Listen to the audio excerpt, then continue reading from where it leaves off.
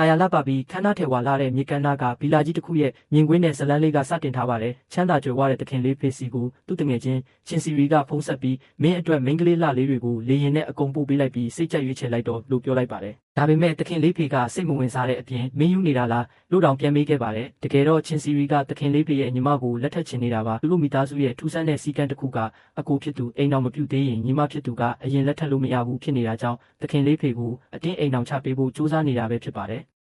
နောက်ဆုံးမှာတော့သခင်လေးဖေကစိတ်မရှိတော့ပဲအဲ့ဒီမိန်းကလေးတွေကိုအထဲဝင်ခိုင်းလိုက်ပါတယ်။အဲ့ဒီနောက်မှာတော့စတိုင်ကြကြနဲ့လှပတဲ့မိန်းကလေးတစ်တုပ်ဟာဗီလာထဲကိုတယောက်ပြီးတယောက်ဝင်လာကြပါတော့တယ်။အဲ့ဒီအချိန်မှာပဲဝစ်စုံရိုးရိုးလေးနဲ့မိန်းကလေးတစ်ယောက်ဖြစ်တဲ့ဟယ်ရွက်လန်ဟာအခြားသူတွေနဲ့မတူပဲအပြေးလွှားရောက်ရှိလာပါတယ်။သူမကတော့အခြားမိန်းကလေးတွေလိုသခင်လေးကိုမျှော်လင့်ချက်နဲ့လာတာမဟုတ်ပဲနေထိုင်စားတောက်စီငိမ့်အိမ်ဖော်အလုပ်ကိုလာလျှောက်တာပါ။သူမဟာဗီလာကြီးရဲ့ခမ်းနားမှုကိုကြည့်ပြီးဒီမှာသာတစ်နှစ်လောက်အလုပ်လုပ်ရရင်သုံးထပ်အိမ်ကြီးဝယ်လို့ရပြီဆိုပြီးစိတ်ကူးရင်နေပါတယ်။အခန်းထဲရောက်တဲ့အခါမှာတော့သခင်လေးဖေရဲ့အလွန်ချောမောတဲ့ရုပ်ရည်ကိုမြင်ပြီးဟယ်ရွက်လန်တယောက်ငေးကနေဖြစ်သွားပါတယ်။သူမရဲ့အလုရှင်ရုပ်ရည်အစင်သတ်မှတ်ချက်မှာဒီလူကတော့ထိတ်ဆုံးကပဲလို့မှတ်ချက်ပေးလိုက်ပါတယ်။ဒါပေမဲ့ဘေးပတ်ပတ်လည်ကလှပလုံးတဲ့မိန်းကလေးတွေကိုကြည့်ပြီးသူမတခုတော့နားမလည်နိုင်ဖြစ်နေပါတယ်။အဲ့ဒါကတော့အခုခေတ်မှာအိမ်ဖော်လှုပ်လျှောက်တာတောင်ဒီလောက်တောင်ရုပ်ရည်တွေလှပြီးပြိုင်ဆိုင်မှုပြင်းထန်နေတာလားဆိုတာပါပဲ။အလုသမားလောကရဲ့အလုစူးစမ်းမှုဘရင်မဲလို့တင်စားခံထားရတဲ့အသက်22နှစ်အရွယ်ဟယ်ရွက်လန်ရဲ့အကြောင်းကိုမြင်တွေ့ရမှာပါ။သူမရဲ့ဘဝဆောင်ပုတ်ကမတိမချင်းအလုလုပ်မယ်ဆိုတာဖြစ်ပြီးပတ်စံရဖို့အတွက်အစားတောက်ပိုးတဲ့အလုပါဆယ်ပိုးတဲ့အလုနဲ့ဈေးထဲမှာ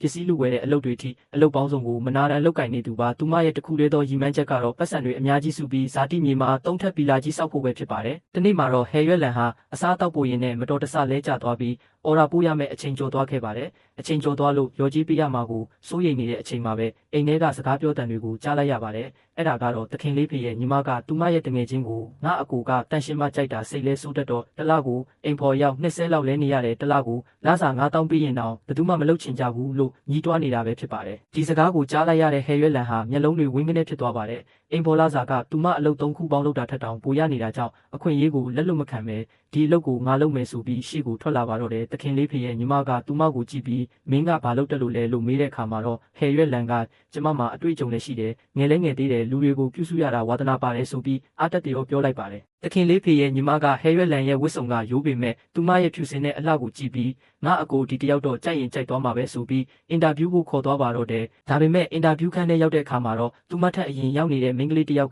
သူမရဲ့ဇာတာကဘလောက်ကောင်းကြောင်းနဲ့ယောက်ျားကိုဘလို့ကံကောင်းစေကြောင်းတွေအထိထုတ်ကြွားနေတာကိုတွေ့လိုက်ရပါတယ်။ဒါကိုမြင်လိုက်ရတဲ့ဟယ်ရွက်လန်တယောက်အခုခေတ်မှာအိမ်ပေါ်လျှောက်တာတောင်ဇာတာတွေပါကြည့်နေရပြီလားဆိုပြီးအံ့ဩသွားပါတော့တယ်။အင်တာဗျူးခန်းထဲမှာတော့အလှပနဲ့ဇာတာတွေကိုထုတ်ကြွားနေတဲ့မိန်းကလေးကိုသခင်လေးဖေကစိတ်ပြက်လက်ပြက်နဲ့ကုမ္ပဏီတကားဝမှာမကောင်းတဲ့အရာတွေမောင်းထုတ်ဖို့သွားထားလိုက်ဆိုပြီးမောင်းထုတ်လိုက်ပါတယ်။ဒါကိုဘေးကနေစောင့်ကြည့်နေတဲ့ဟယ်ရွက်လန်ကအလုရှင်ကဗေဒင်တွေလောကုတ္တရာပညာတွေကိုမယုံဘူးပဲဒါကြောင့်လမ်းကြောင်းမမစေနဲ့ဆိုပြီးသူမရဲ့မတ်စုစာအုပ်ထဲမှာအမှတ်သားလုပ်လိုက်ပါတယ်။နောက်ထပ်မိန်းကလေးတယောက်ကလည်းသခင်လေးဖေကလတ်တက်တာဝါသနာပါတာကိုသိလို့သူမရဲ့အကားအလားတွေနဲ့ဆွဲဆောင်ဖို့ကြိုးစားပေမဲ့သခင်လေးကတော့မိဖို့ချောင်းကိုပို့ပြီးပကံစီခိုင်းလိုက်လို့အမိတ်ပေးလိုက်ပြန်ပါတယ်။ဒါကိုလည်းဟယ်ရွက်လန်ကအရန်ထင်ပေါ်ကြော်ကြားလုံးရင်မကြိုက်ဘူးဆိုပြီးမှတ်သားထားပြန်ပါတယ်။ရန်ပုံငွေစီမံခန့်ခွဲတတ်တယ်လို့ကြွားတဲ့မိန်းကလေးကိုလည်းကုမ္ပဏီအဲဂျုံမှာစည်ရင်မှတ်ခိုင်းဖို့နှင်းထုတ်လိုက်တာကြောင့်ဒီအိမ်ဖော်အလုပ်ကရှောင်ရမယ့်အချက်တွေတကယ်များတာပဲလို့ဟယ်ရွက်လန်တယောက်သိသွားပါတော့တယ်။အဲ့ဒီနောက်မှာတော့ဟင်းချက်ကောင်းတဲ့ဆိုတဲ့မိန်းကလေး professional ပြိုင်ကားမောင်းသမားမိန်းကလေးတွေဟာတယောက်ပြီးတယောက်အငင်းခံရပြီးတခြားဌာနတွေကိုအပို့ခံရပါတယ်။သခင်လေးဖေကအစားလဲတိတ်မစားဘူးအားကစားလဲမကြိုက်ဘူးအနံ့ပြင်းတာနဲ့အရသာလေးတာတွေလည်းမကြိုက်တဲ့အပြင်စကားနားထောင်လုံးတဲ့သူတွေကိုပါမကြိုက်ဘူးဆိုတာဟယ်ရွက်လန်တယောက်အကုန်လိုက်မှတ်နေခဲ့ပါတယ်။နောက်ဆုံးမှာတော့အတန်ချွဲချွဲလေးနဲ့